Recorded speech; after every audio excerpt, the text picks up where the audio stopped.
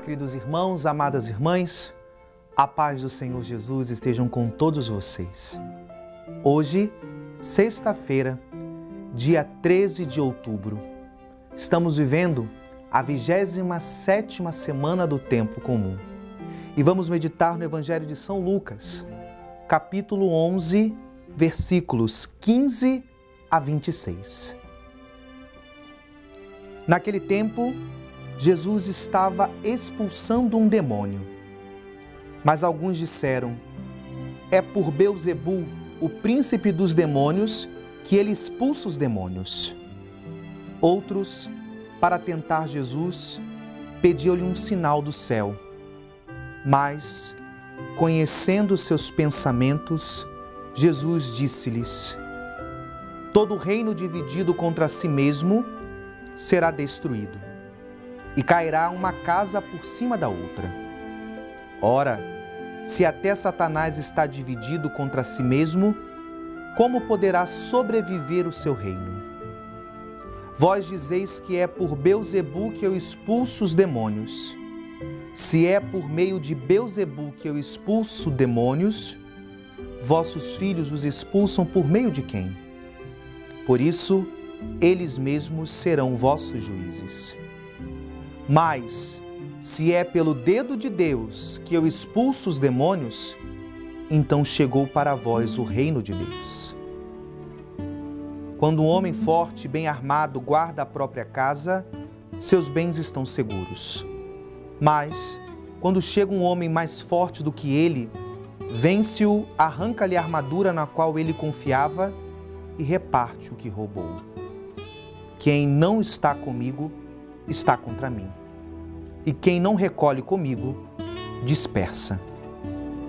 Quando o espírito mau sai de um homem, fica vagando em lugares desertos, à procura de repouso. Não encontrando, ele diz: vou voltar para minha casa de onde saí.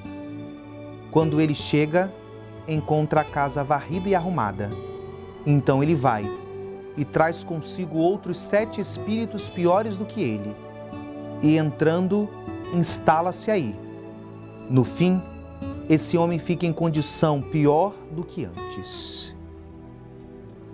Palavra da salvação.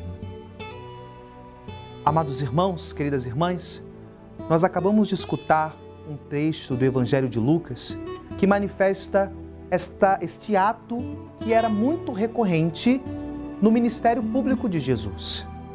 O seu embate contra o mal, os seus exorcismos.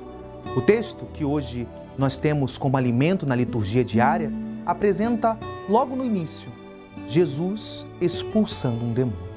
E de fato, Jesus veio manifestar a força de Deus, a dinamis, como diz na palavra em grego, essa força que supera o mal.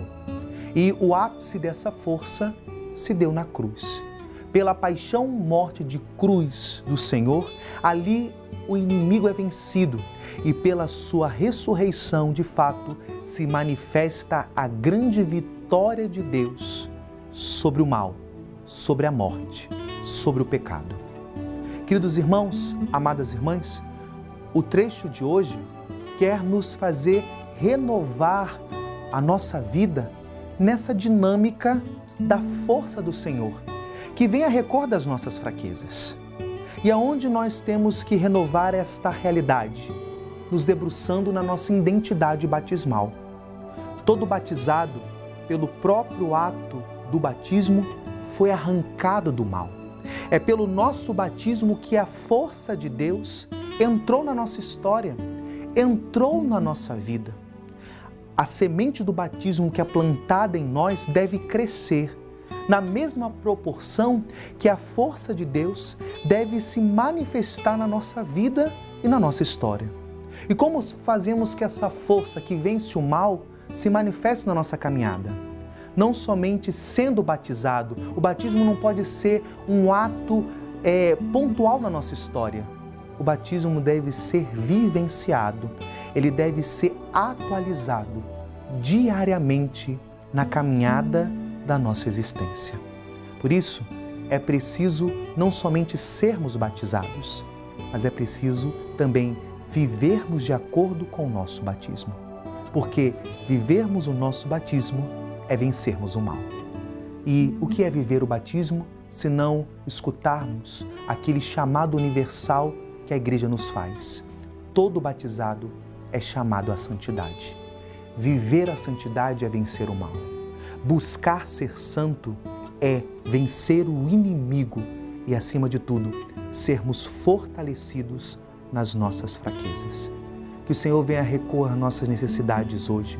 Venha recoor às nossas fragilidades mais íntimas com a sua força, principalmente na nossa decisão, na nossa escolha integral por viver a santidade.